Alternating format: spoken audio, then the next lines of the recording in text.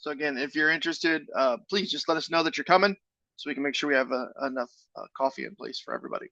But it should be a good conversation looking at, again, a variety of different topics within the concept, the construct of residential construction, right? Um, but again, a good opportunity for us all to get together and do some in-person training. Always inviting different design professionals. So we've sent out some different information to design professionals, our building, obviously building departments and contractors. Like to have a variety of people showing up to that class if possible.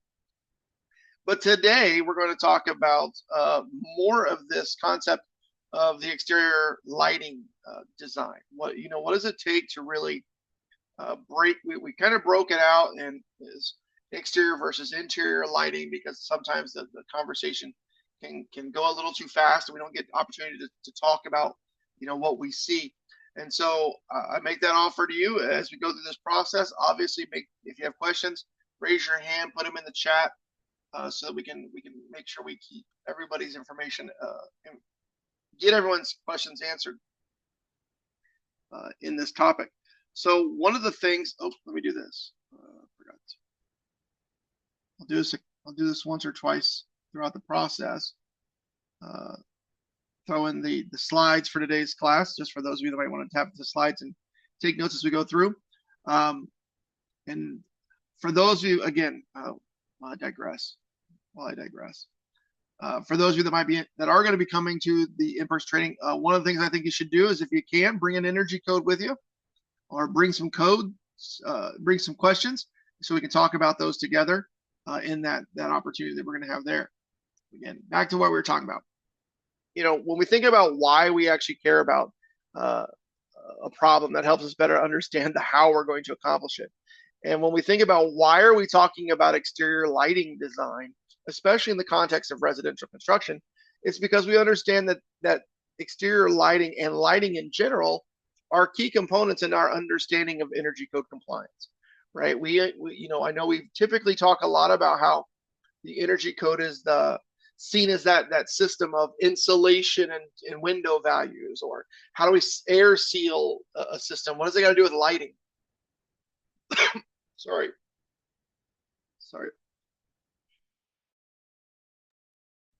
Swallowed there something the wrong way. So what we're talking about, we talk about the building thermal envelope as a key component in our design.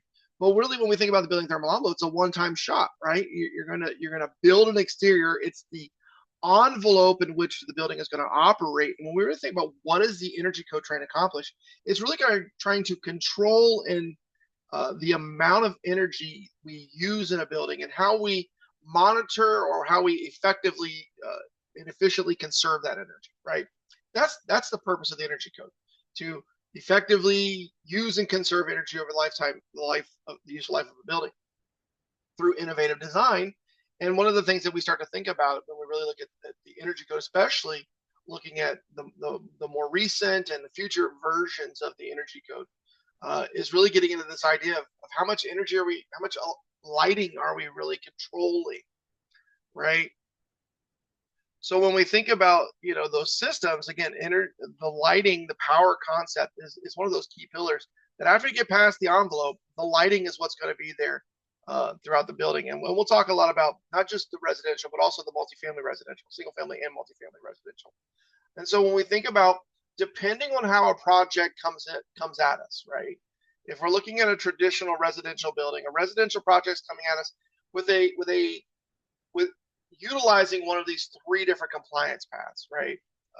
I think it's important that we understand compliance paths from the beginning, because that tells us how flexible we can be when it comes to the design components, right? If we're talking about a prescriptive compliance project, a project that says, I'm going to follow the table no matter what, then we have certain expectations of how that operates, versus when a building starts to follow one of our performance measures, right? If it's doing a total building performance, if it's doing an ERI or a HER score, if it's following an Energy Star program, then the type of lighting that we're talking about in that building is going to become more important in how we design it.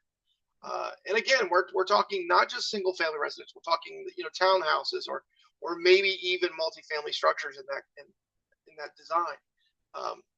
And so when we start to think about those expectations, we also have to understand that the commercial side of the equation also has three compliance paths. That's, again, prescriptive, simulated performance, or ASHRAE 90.1.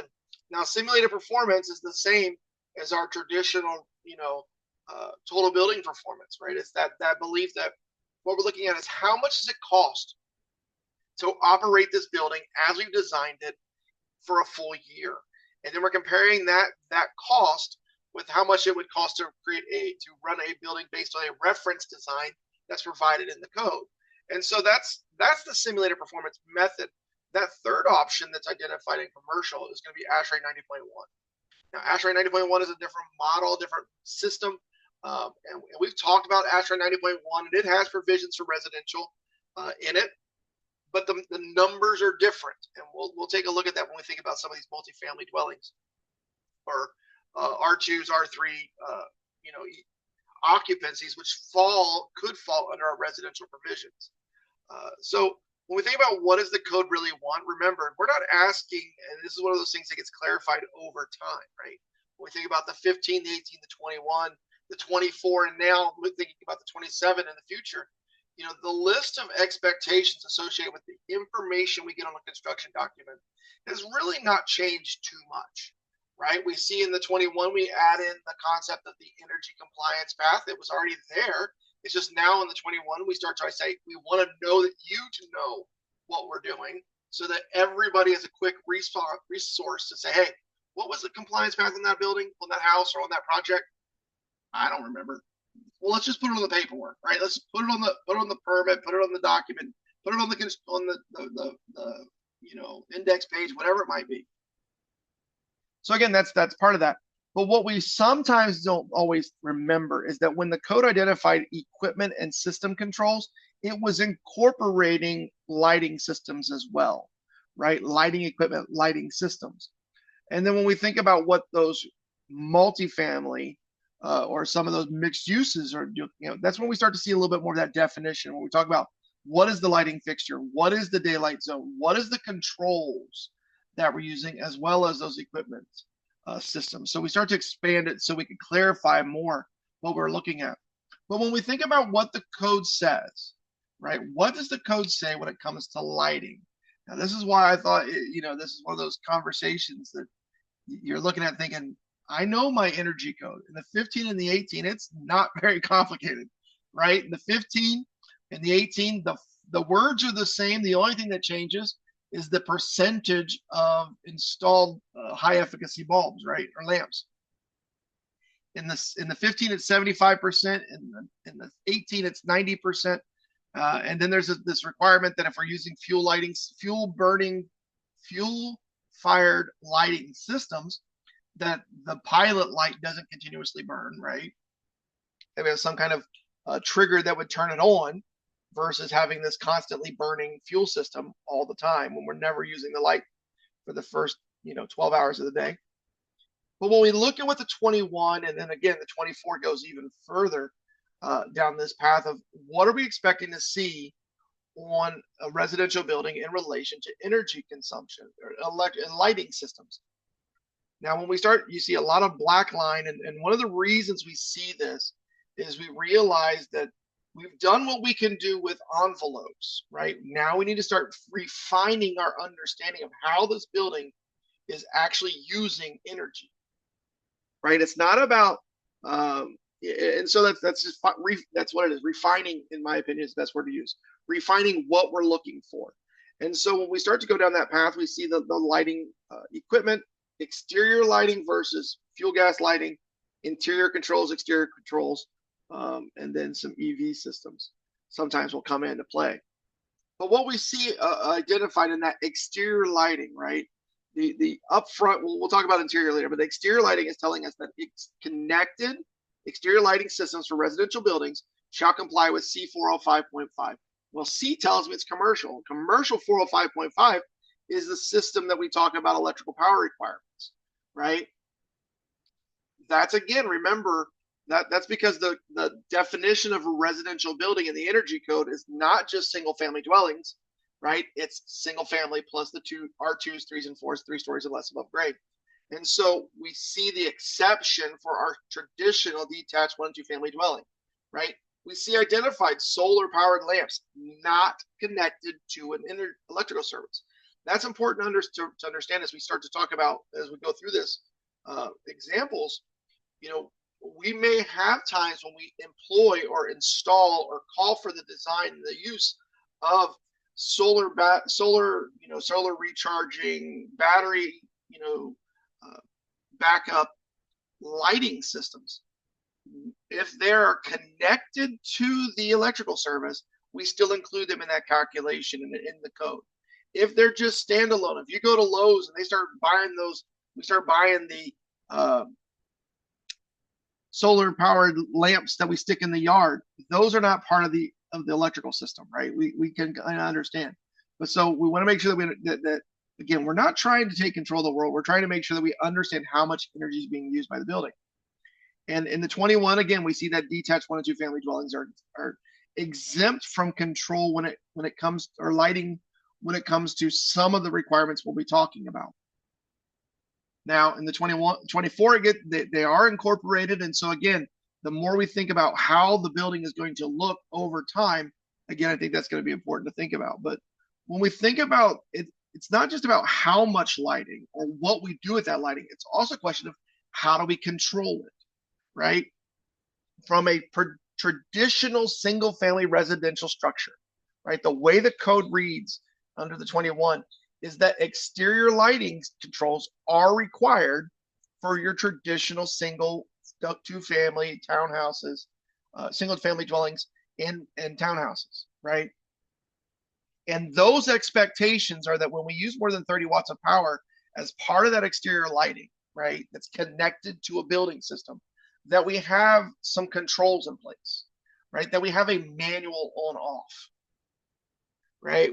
I live in a rural community, and so in my rural community, there are properties that have exterior light that no one knows how to turn off, right? They are on 24/7, hardwired to the building's electrical system, and I've had friends who've bought houses and they're like, how do I turn that light off? It's right by the bedroom and I hate it. Well, you're going to have to bring somebody out and put in a switch, right? This code says, well, you know what? If we're going to build new buildings, give them a switch to manually control the exterior light on their single family dwelling, except when it controls more than one dwelling unit, right? Because if otherwise, you're going to have this fun example of where I'm turning my light off and it affects the guy 2 doors down or the person coming home from their own unit, right? So if we have a series of townhouses, you control your unit, you don't control everybody's unit, right? We want to make sure that we have that level of control. Also, what we're looking for are lighting systems that shut off when daylight is present, right? Because we don't need, it's almost, thinking for us in a way, saying, well, if the lights are on, if it's the middle of the day, do we need the porch light on? Do we need that backlight on? Do we need the landscape lighting on? And then we have that. So when it notices that photoelectrics, that lights, that daylight system, that daylight is there, then it's going to shut off automatically. And it's also going to give us an override capability, right? Because if we have the ability to override that automatic shut off, say, no, I want the lights on because I've plugged in the Christmas, the exterior Christmas lights into that lighting fixture. And so I want it to run. Then we have to be able to make sure that system's override resets, right? You want to make sure that we don't. And so, if we're going to override a system, we need to be able to reset it. It's kind of like that control in your vehicle. I don't know if your car has this, but my wife's vehicle has an auto stop. Whenever we slow down too much and sit at a traffic light, the engine dies and it goes on battery. That drove me crazy, right? And so you could push a button and it would override that auto stop. Same concept here, except when I got to Kroger and I would go inside or go to Walmart and I would turn the car off and get back in the car, it resets to where, again, it's back on. And the same concept here. We want to make sure that if we have an override capacity, it's not going to be a override for the next 20 years type of scenario. So when we look at that exterior lighting from the perspective of, what we see on plans, a lot of times it's all about that control, right? It's understanding that the lights themselves have timers or have some kind of sensing control or automatic control so that we know that they're going to be on and off at regular intervals, or there is a level of control, right? That's the main thing with single family residential, that somebody somewhere has control, right? It's the same thing we talk about when we talk about mechanical systems. Why do we have mechanical uh, thermostats? So that you can control the amount of light or the amount of heat, right? Same concept in this. We want to control the amount of light being used in our exterior systems. Uh, One of the things that we'll also once in a while see, especially as we start to think about, again, the code is a minimum, and part of what we also talk about is when minimums go away and when people start doing more than the minimum. One of the things that we can sometimes see is the use or the installation of electric vehicle charging infrastructure, right? And so once in a while, you'll see that come into a plan. And just so we understand what the expectation is when we're looking at those systems, from the energy codes perspective, what we're thinking about is, again, it's not a mandatory requirement, but what it is just making recognition that we're looking at the location, the type of equipment, and ensuring that if they're going to install a charger, that it's part of that we may see that on an exterior outlet, right? We may see that again outside, not always inside a garage for some of those different systems. And so we may see where, again, people are providing a level of EV charging that is beyond what the code says. And so we may be getting, I've seen this a lot more. We don't require EV charging in our code, right? Much like the code that we have in Amarillo. But I'm seeing more and more of these systems come in where they're installing EV ready or EV installed systems as part of new construction, just so that people have access to it. So again, when we think about those systems, that those are calculations that may be part of one of our exterior calculations, just as a general FYI. When we start to think about, again, that the scoping of what is a residential building, that's when we start to talk about this in the context of multifamily buildings. I really think that's the thing. This is usually where I think this is the more appropriate conversation is multifamily, because we're starting to talk about something that's not your traditional residential single family, two family dwelling. And so if you remember what the code said back in R40411, it told us that any of those connected electrical systems for residentially defined buildings shall comply with C405. So again, any of those R2s, R3s, and R4s that are above 3 stories or less would have to follow the residential, which just kicks us back to commercial. And so when we think about what that looks like, the residential code or the commercial code tells us that we're looking for not just the controls, but the amount of power being utilized by those exterior lighting systems, right? So if we're doing a multifamily building, we're doing a larger motel, hotel, dorm, assisted living facility that follows the residential energy code. The residential energy code says, go back and look at what the commercial says, right? In the 24, which again is not, just thinking, about other codes, as we think about what codes we should adopt in our communities. The 24 says, okay, we'll throw in we'll make it one section. So you're not doing this back and forth. So in the 24, they take a lot of the things that are in the commercial section and put in the residential completely. But again, so when we're talking about what is the energy code looking for when it comes to electrical systems in the commercial design, is looking for, again, 2 things. We're talking about thermal control, thermal uses, right, where we might be using electric heating systems, which will come under the section 403, right, 404 for mechanical systems. And then we're talking about lighting, interior and exterior lighting, which is why I thought it'd be fun to break it into 2 pieces. We also get into those newer versions of the code, and in the 18 as well, 15 and 18 as well. We get into these ideas that they have exterior lighting controls, we have parking garage controls, and we have exterior lighting power allowances, right? So there's a variety of different things going on. And ultimately what it comes down to is how much power can we use and how do we control it? There's also some additional efficiency options that are brought into the 21 that address power controls, power and lighting. Uh, those are for interior. Those do not affect or are not affected by exterior lighting. So I just want to say, don't they have nothing to do with uh, additional efficiency. So just reducing the amount of lighting in the outside isn't going to do anything other for you unless you are following one of those uh, simulated performance alternative compliance paths, right? Where you're actually calculating how much money does it cost to run this multifamily building. When we think about what information we're provided in that submittal document, right? When we get a new project come in, let's say we've got a multifamily building coming in, sometimes we will receive a com check that will incorporate not just the envelope, but will incorporate the exterior lighting calculations.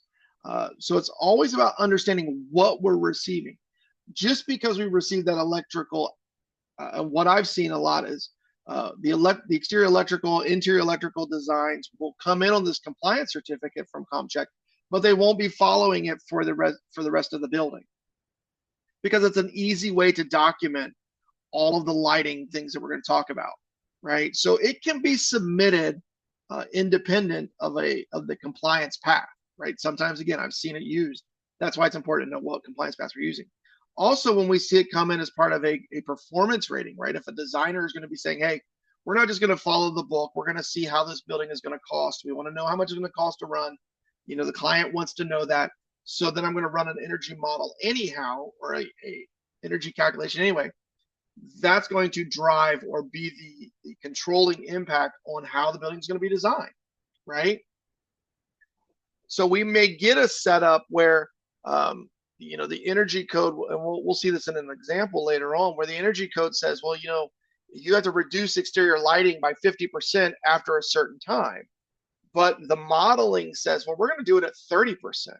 We're going to go beyond what the code says. Well, when we look at that, those are design decisions that are reflected both in the compliance path and in the submittal documentation that we're going to be evaluating out in the field. So, or during plan review, right? When we're thinking about, the code says do this for that multifamily, you're going to reduce your exterior power, your exterior lighting.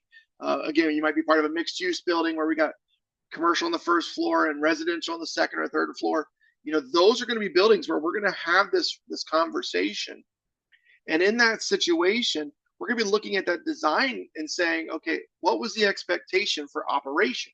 Because if I was reducing to 30% and saving that much more money, and we install it with the wrong sequencing to where it reduces only to 50, then we may affect how that building is going to perform in the final assessment, right? And so again, those submittal documents may come under a residential 404 compliance option, right? Where we're going to see somebody say, well, we're going to do this under the 2015.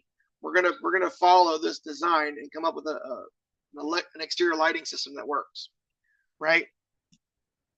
Now, one of the things I'm going to point out, and we'll talk about it a little bit more in depth as we go through this, one of the realities that we see, the lighting systems are typically what we would consider low-hanging fruit in energy code, especially moving forward into the future additions of the models, right? Because these baselines are based on certain types of lighting systems that are, being, I'm saying, phased out, right?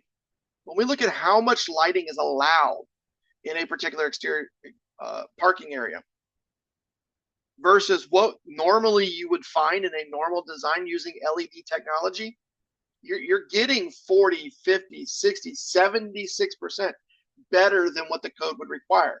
Because again, the code is using a baseline that is based on 2006 values. And so when we start to think about, how, when we're really talking about saving people money in their design, this is usually a lot of times where that's going to be found. And we'll show some examples of that. But when we think about those multifamily R2 occupancies, we talk about that exterior power calculation, right? We're looking at, again, all the total connected power. anything connected to the electrical system. Now, there are going to be some exceptions of things that don't get included, right? There's 14 different exceptions listed for things like, safety lighting or temporary lighting, theatrical lighting. And we'll look at some of those again. But again, what we're looking at is everything that's part of that building is part of the calculation. Sorry about that. And so the question becomes, well, how do we know what to calculate? Well, the code gives us in section C405.52 the method for calculating exterior lighting allowances, right? First thing it says is determine the lighting zone, right? That there's a table, C40552, that gives us those descriptions and lighting zones. Now, what I'll tell you, there's a couple things here that I think are important to think about. In the IECC, there are 4 lighting zones. If you go with ASHRAE 90.1, there are 5 lighting zones.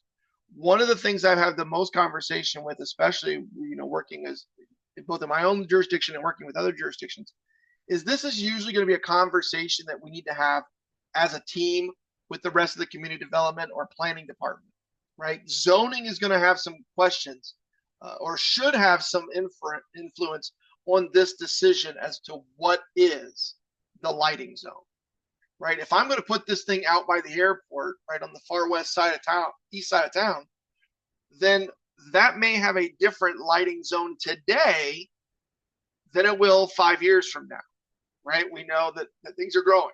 And so, or if I'm the first project in a new development, I may consider that as a open area, right? But 4 buildings later in the same subdivision, now I am a different level of lighting. So one of the things that I usually will do in this kind of scenario was I would go to the planning side and say, hey, you have all these maps of all the zoning types and all that stuff laid out. Add in what your lighting zones are. Can you look at this list of 1 through 4 and add to each one of those what you want in each one, right? And that way, when we'd have those conversations, I'm not choosing it. The owner's not choosing it. The designer's not choosing it. The planning department said, hey, this is going to be lighting zone 3, right? This is going to be hot. This is something we don't even know what to call it. We're going to call it a 3, or it's going to be a high commercial zone, right? It's out on, by Buc-ee's or something like that, right? Where it's going to be commercial versus up on the north side where we're in the more residential areas. And so again, that conversation could be something had to build relationships and cohesiveness between our departments. This is also one of those times when I would also throw in, I just had this conversation last week with the zoning department, with the community development department, and their zoning and code and building departments. When we start to define certain types of zoning terms, sometimes it's good to go back to the building code guys and say, hey, what do you classify this as? So that way, when we start talking about what makes sense to place where, we're putting, if I think it's an F1 or an H occupancy, then I know where to put it with other H occupancies or F1 or B occupancies or M occupancies, right? I can start to say, okay, this is an A2, so it should go with the other A2s. Not, it's an A2, but you somehow put it over here with the hazard materials, right? Or with the storage areas. Where are we going to be placing these like concepts? So again, that's just a little extra, little bit of information there. But again, this is one of those times when that partnership, that conversation is important. After we determine the zone, then we're going to go to the next table, which is going to tell us the applicable areas, right? So we can kind of see here, zone 1, zone 2. And then we see all these different these different areas on the building plan. And so we would start to say, okay, how much of this is going to be dining areas? How much of this is going to be landscaping? How much of this is going to be parking areas versus, street frontage for vehicle sales, right? So we start to talk about what are the different exterior areas of activity. We determine those, and then we do the simple thing. We multiply and add them all together, right? So let's do one. So again, we've got our multifamily building. This is a mixed use occupancy. We've got it's in lighting zone 3. We don't know what to do with it, so we're going to give it lighting zone. Anything goes, right? And so in that conversation, when we go to lighting zone C, we see that we give a base site allowance. So we put that down. The base allowance is 500 watts. Then we start to get into the different areas. You got a parking area that's going to be 48,000 square feet. We multiply that by the parking area, 0.06 watts per square foot. We get this number. We continue this process through, right? And ultimately we get down to where as a whole, we have 5,257 watts to use for exterior lighting, right? And so we have some flexibility with that. Now, just because we said this was parking area doesn't mean that all has to stay in the parking lot. What we do is we say all of that exterior lighting has to stay on the outside, right? We can't say we've got 5,000 square foot of light, 5,000 watts of light. Let's add some more to the interiors. No, interior, exterior, two different carts, two different horses, right? Two different paths of evaluation. Exterior light gets 5,000. When we start to actually look at the design, we'll see why that's a lot of light for what we're looking for. But that's not the end of the conversation, right? Just because we have this amount of allowable light for a building exterior, the code says, you know what? We think that every once in a while you need even more light. So additional individual allowances are provided for certain types of things like facades, right? So we would add that in as well if we wanted to say accent a particular feature. If we're down at the Sims building, or maybe not the Sims building, let's go over to the hotel, right? And we want to have accent light on the facade itself. Those lighting allowance calculations would come under this section here. It would also be a place where if we had, I think we drove out southeast of town the one time, and there was an area that had a guard area, guard facility, right? So, or a gatehouse. So that gatehouse is going to be outside of our normal calculation for lighting. And so they give us another specific thing for the guardhouse. So again, there are additional potential areas that we could use. But ultimately what we're doing is we're very simply just using the tables to say, this is how much light we're allowed to use. Now, questions before we keep going. I know that knowing the amount of light is half the battle, right? If you have questions, feel free to reach out or put your hand up or put it in the chat. But it's, knowing is half the battle, but we have to control it, right? There's my little Dr. Evil kind of control, right? We have to control that power. So it's not just knowing how much power, it's controlling that power. And when we think about the exterior lighting controls associated with some of our multifamily and R2s, 3s, and 4s, we get in section C405.27 the following expectations, right? Now, again, this is not for the area with inside the dwelling unit. This is for the exterior lighting systems, right? Interior we'll talk about later, but exterior is, again, going to be on the outside. And it doesn't cover, some of those different covered areas or parking structures. Those are going to be identified later, right? But we break it down into 4 basic questions that we ask when it comes to the expectations are associated with the lighting controls. And they're going to be that we have daylight shut off. Again, just like we were talking about with residential, the expectation that we get when the light's out, we don't need the lights on. And so when the daylight's out, they automatically shut off, right? So again, that's one of those expectations, this exterior lighting controls. That the facade and the landscape lighting shuts off at some point after the building is closed, right? That's the concept. Now, what we'll see is if we start to look at when we look at these under the other compliance paths, then some of these controls are no longer applicable, right? So we can have a little bit different lighting design when we look at how much it costs versus just a simple prescriptive, tell me what to do, I'll do it, right?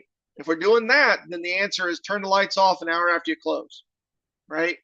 And so that again is, and you can turn them on an hour before you open, right? The facade itself, the landscaping doesn't need to be on. I drive by, you guys know I live in a rural community. I drive by the church down the road, and at 2 a.m., yes, I have driven up at 2 a.m. Going to the airport. At 2 a.m., all of their building facade lights are on.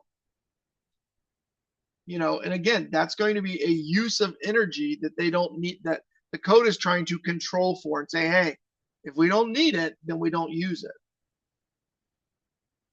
And one of the conversations I've had with them, I've told you about my buddy Joe who works there and their little mechanical clock for their exterior lighting. And I keep telling him, Joe, you need to get away from the mechanical clock and go to a digital control so that you can turn it off at 11 o'clock. I get it, keeping it up for a couple hours, but then turn it off at some point, right? And there's security lights and things like that that don't come under those expectations. But what we want to be able to do is have that shut off capabilities.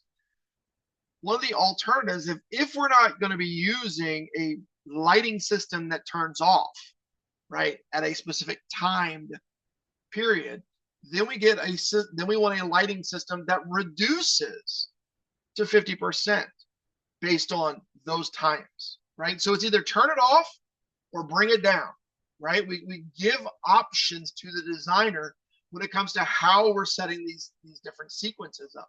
So the code will tell us that if we're lighting system that's not controlled by the facade lighting of the previous section would then have to follow these expectations, that they reduce between the hours of midnight and 6 a.m.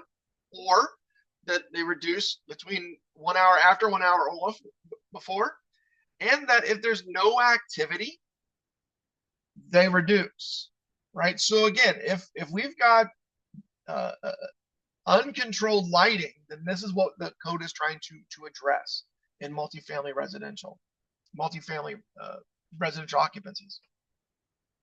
That also, when we talk about luminaires that serve those outdoor parking areas, right, it gives us specific wattage expectations for how big the type of wattage of the equipment that should be used, right? Maximum number 78 watts, gives us some mounting heights, right? So that again, we're not creating 75-foot tall lighting systems that are then going to create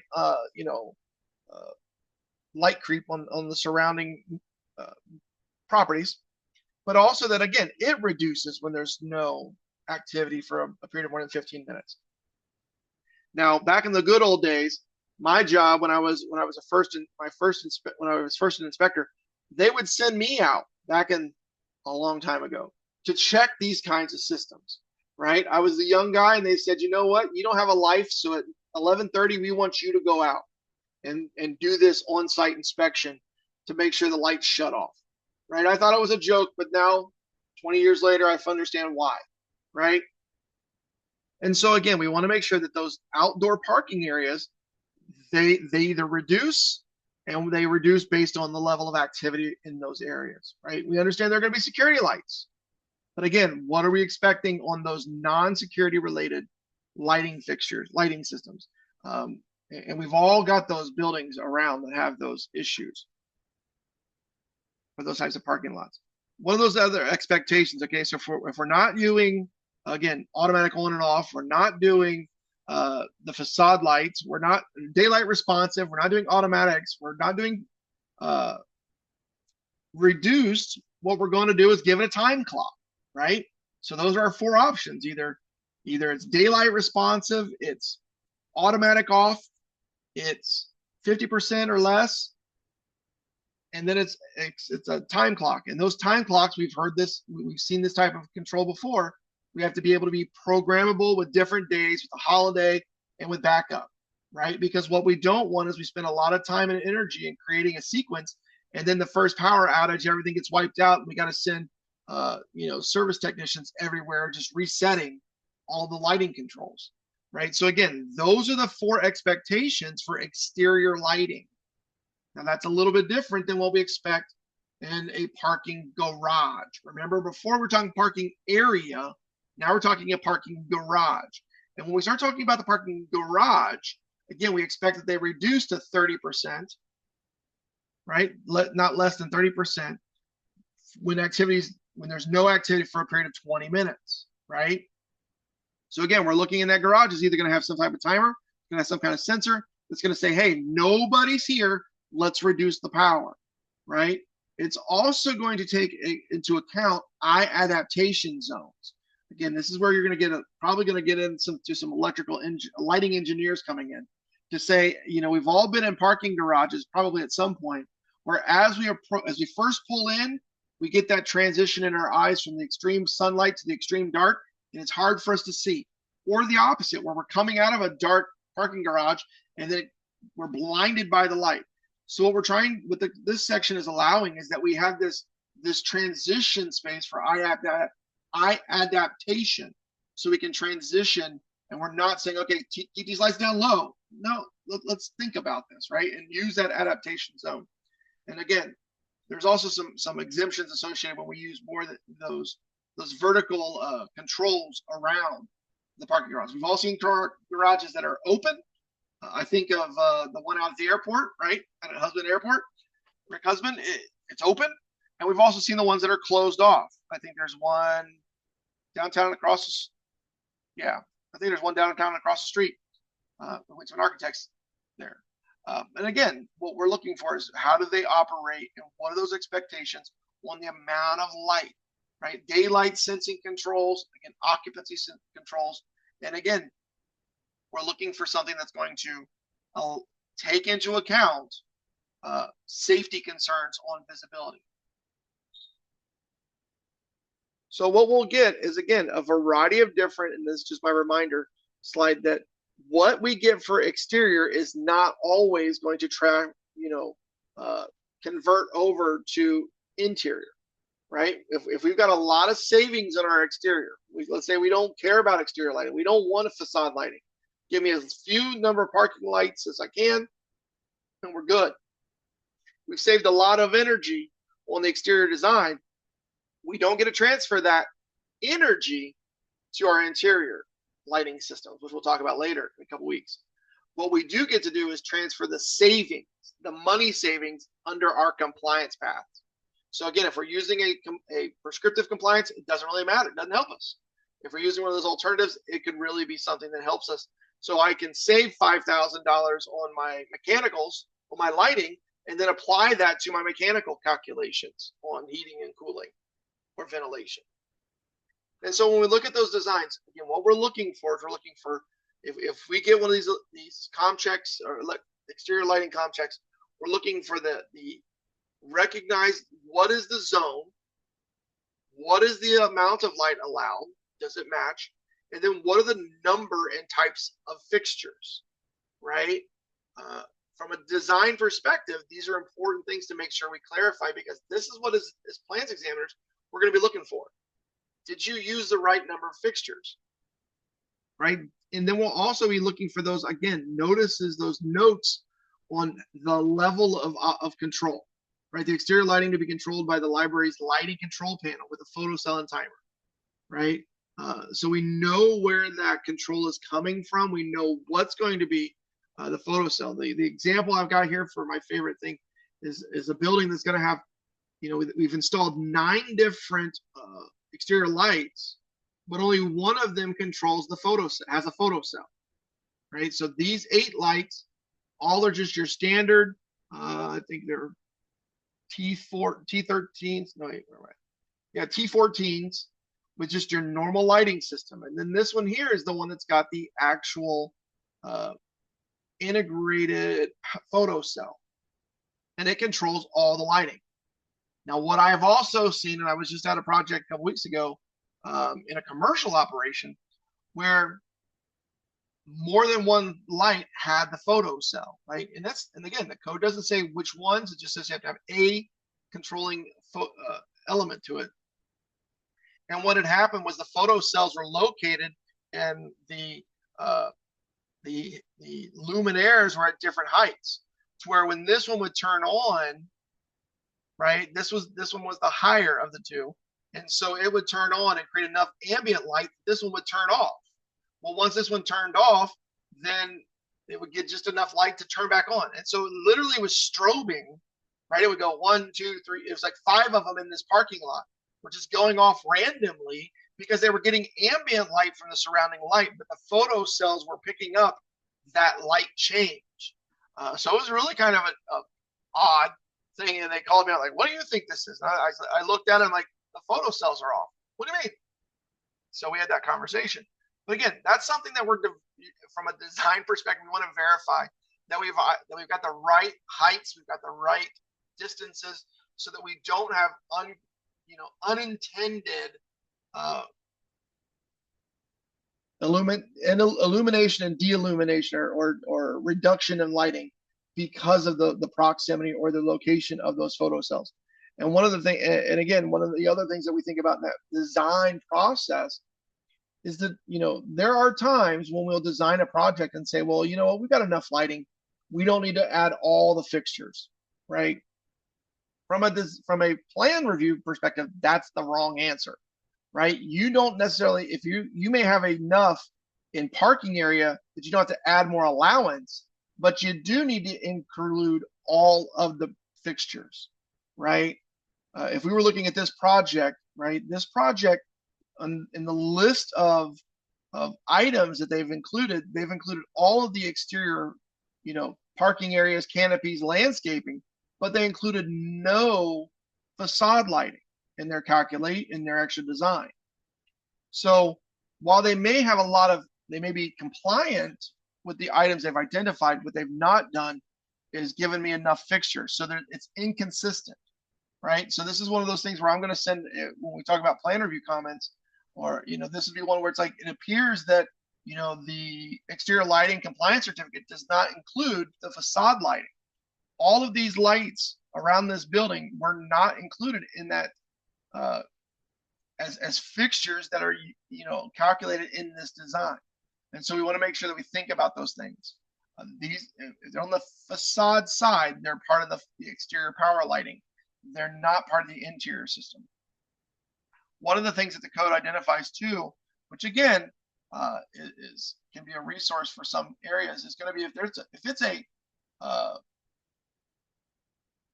building of a certain size, right? When we exceed the 25,000 square feet of conditioned floor space, then we're going to include this concept of energy monitoring. I've received several phone calls from projects who are like, where they've called the building department, and then they call me, and the building department calls me and says, hey, what do you think, Harmon? And what it turns out to be is the monitoring says the lights aren't turning off, that they're supposed to deactivate or reduce at certain times, and they're not. And so they're using more energy. They're above the expected cost. And so they just need to be resequenced or reevaluated. And so again, that's where energy monitoring is something that the code identifies and say, hey, if this is supposed to operate this way, we're going to include this requirement for monitoring so that is it working the way it was supposed to? And like I said earlier, in regular course of the 21, especially, you've got the additional efficiency options. That's a 21 thing. It's not a really 15 or 18. It does increase over time with the different versions of the code. But in that, like I said, one of those options identified is the lighting controls and the lighting, reduced power lighting. That is only for the resident interior, only for interior. So if we got a multifamily residential, it's not going to be assisted by this type of design. Now, one of the things I want to remind us of, obviously we got some time for questions. If you have questions, one of the things I think was really where we start talking about how this is going to impact a building. I've shown you guys, we've talked about before, I forgot to add, I thought I had it in there, but apparently didn't. So we've talked about different exterior lighting uses, right? Not every building is going to be, Las Vegas, Nevada, right? But when we start to think about how much energy can be put into a system and then evaluated as part of that energy efficiency modeling. If you remember a couple months ago, we did a project, maybe I'll see if I can find the photo, of a building that had a lot of exterior lighting. And we did the math calculation on the difference between incandescent and LED bulbs associated with those facade lighting, right? The code would allow incandescent bulbs, but if we employ LED technology, we reduce the cost significantly. I think we did the one that we looked at was somewhere about, I used it earlier, I was looking at it earlier, a 18-hour operation was going to cost $30,000 a year versus a 4-hour operation or reduced operation was going to cost $5,000. You can look at significant savings for a design based on exterior lighting alone, right? Because we don't really think about it as that one niche area of conversation. And so when we think about those exterior lights for residential, we think about those parking garages associated with our multifamily areas. Again, we can have, you know, activity sensing, daylight sensing controls that allow those projects, those buildings to conserve more energy and be more efficient. And that's ultimately the goal of the energy code. I know it's, again, I know this was going to be a little bit of a lighter conversation just because of the type of, you know, we broke it into two different sections. But I just want to remind you, for those of you that have not already sent in or click the button on your QR code to register. Let us, you know, we are going to have our next in-person training there in Amarillo on Wednesday, the April the 9th. It's going to be a great time talking about a bunch of different things when it comes to residential construction, looking at maybe res check and maybe some difference between single family residential, multifamily residential. And then again, bring your energy code, bring your questions, because if we have questions that go a certain direction, we'll have time to answer them and talk about them. We really make this an opportunity for our inspectors and our plans examiners, our contractors and design professionals to get together. The reason we want you to register or let me know that you're coming is so that we can have enough coffee, so we can get some roasters and get some good donuts in there. Or maybe there's an alternative to donuts, you know, we can talk about. But again, that's coming up in a couple weeks, so let me know if you're going to be able to attend. Looking forward to that. We've even got had one person kind of give us an idea, maybe from New Mexico wanting to come over. So as far as upcoming webinars, next week we're going to talk about the testing requirements, again, associated with the energy code. So what's it mean to do a blower door? What's the commissioning look like in a particular design? What gets commissioned? Who does the commissioning? Then we'll be finishing up that conversation so that we start off with Hope as far as, you know, entrances, vestibules, doors, those kinds of things, looking at plan review and inspections associated with fenestrations. And then we're going to get into understanding using ResCheck. What is ResCheck? How does it work? And then how do we as building departments read it, understand it, and apply it? And then we'll get into the mechanical systems from there for residential structures. Again, if you have particular topics that you think would be helpful to bring up to discuss, please use the survey. Give us an idea of something that would be useful or helpful. If there are certain questions that we have, as we think about some of the different, I know some of the jurisdictions use different versions of the energy code, let us know. We can always try to tailor the conversation as best we possibly can. Double check always feel free to look out at the Excel website. Got different resources there. One of the things that we're going to be talking about when we get together in person is our field inspection guides that we're creating. Give you guys a couple printable versions, like first hot of the press versions for you, for those that might be in attendance. And so that might be something that we'll be doing as well. If you have questions about any energy code related question, a particular section, or you're having issues with ComCheck, ResCheck, something like that, especially when we start talking about, you know, that idea of multifamily, mixed use occupancy, what's residential, what's commercial, how do I make it work? Feel free to reach out to us at the TX helpline at chumscoded.com. Again, we just created that. That's one of those resources. We kind of make sure that as building officials, designers, or inspectors, or contractors have questions like, why is this not working? Or how do I do this? Can you give me some suggestions? That's what we're here for, to help you with. I think Guadalupe's got on a great idea there. I'm thinking something different than donuts, kolaches, or maybe some kind of, if you guys find a good breakfast burrito, it's been a while, you know, find something, or if there's particular ones that you think are better, let me know. And we'll get together soon. But like I said, if you don't have any questions, I'll see you guys next week. But I really appreciate you all joining, all of you on there. And so you guys have a great week. Be careful, be safe, and hopefully it stays warm. And we'll see you in a couple weeks in person.